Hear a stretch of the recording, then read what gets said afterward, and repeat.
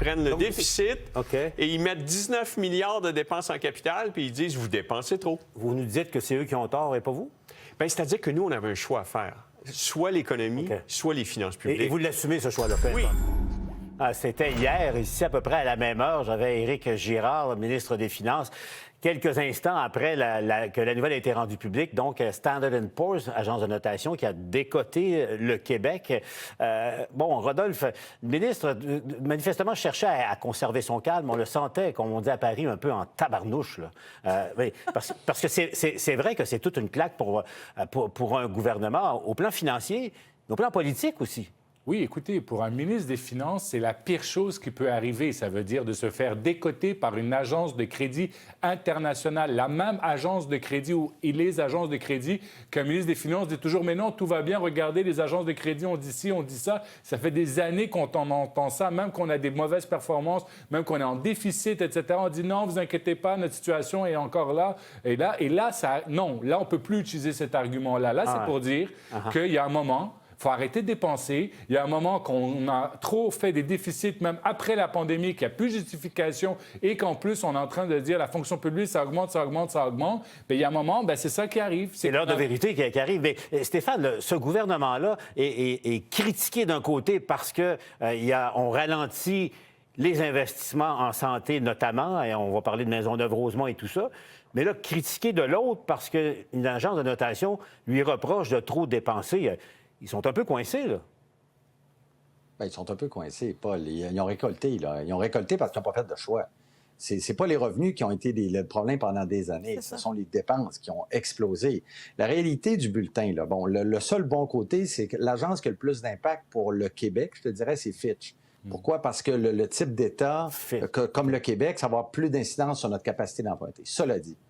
Le drame de M. Girard, c'est qu'il s'est présenté à New York ou peu importe où il a parlé à ses prêteurs, ils l'ont pas cru. La réalité, quand tu leur dis « je vais être un retour à l'équilibre à telle date, je vais contrôler les dépenses de telle façon », puis le résultat, parce que c'est pas le premier ministre des Finances ou président du Conseil du Trésor qui s'est pris avec une situation difficile, je l'ai été, les agences nous ont cru, nous. Eux, l'agence l'a pas cru. Ils ont dit « ce que tu nous représentes est faux. Le passé est garant de l'avenir, puis le passé, tu n'as pas contrôlé tes dépenses. » Et là, la dernière conséquence qui est plus grave, Paul, c'est qu'on est dans un contexte où Hydro-Québec a vu sa cote baisser. Okay? Ouais. Hydro-Québec va faire des investissements importants dans les prochaines années. Là. Ça veut dire que le coût d'emprunt, donc la rentabilité d'Hydro-Québec vient d'être attaquée à cause de l'irresponsabilité et là, on va voir, là, pas seulement du gouvernement dans ce cas-ci. Alors, ça va faire mal. Et le gouvernement, lui, son PQI, il a explosé, Paul. Là, on coupe plein de petits projets, là. C'est ce que je dis. Mais le PQI, ça veut dire les dépenses du gouvernement en investissement ont sauté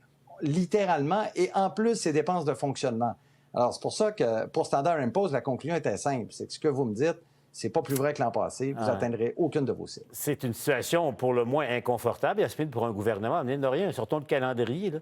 Les élections dans 1 an et demi, ouf, ça se complique drôlement. Hein? Bien, c'est le gouvernement qui se prétendait devenir le parti de l'économie. Hein? C'est le parti de l'économie. Ils ont dit que c'était plus le Parti libéral, c'était rendu le parti de la Coalition Avenir Québec, un gouvernement de comptables. Nous, on sait compter. En 30 ans, bon, décote du Québec. Mais ça, qu'est-ce que ça veut dire concrètement? Ça veut dire que les choix politiques, là, pas vrai que c'est juste entre les finances et l'économie. Quand on a décidé d'envoyer des chèques de 500 $ à tout le monde de manière préélectorale, ça, c'est un choix politique. Quand on a essayé envoyé des chèques de 400 à 600 $, promesse électorale... Les baisses d'impôts? Quand il y a eu des baisses d'impôts, quand on a capitulé devant tous les syndicats à donner des hausses salariales qu'on n'était pas capable de payer, qu'on a mis sur la carte de crédit, c'était une capitulation politique. Ce sont tous des choix politiques. Et je te dirais que moi, ce que je trouve le plus indécent, au-delà de la décote, il y a une indécence politique. La première, c'est de ne pas reconnaître que c'est grave et que ça mine les finances publiques, que cette décote-là la mine, de ne pas nous donner l'heure juste quant à la gravité de la situation. La deuxième, c'est qu'ils savaient cette décote-là la veille du moment où elle a été rendue publique hier. Ils n'ont même pas changé le calendrier d'annonce du 46 millions pour le troisième lien, même juste pour faire semblant qu'ils considèrent que c'est grave. C'est qu'ils disent, Ben oui, vous savez quoi? On s'en fout. Décote, après nous, le déluge. Et c'est ça qui est le plus grave pour les prochains. Oui, Vous êtes dur, Rodolphe, 10 secondes. non, mais un gouvernement de comptables, là, ça veut dire le premier ministre a dit « je suis comptable », Éric Girard, je suis comptable, on se connaît tous, on sait gérer l'économie. Écoutez, c'est extrêmement grave. Puis Yasmine a tout à fait raison. Donc, on peut arrêter là, le troisième lien, puis les 9 milliards. Puis c'est ça qui arrive quand les fameuses revues stratégiques ne sont pas des revues stratégiques et donnent aucune économie.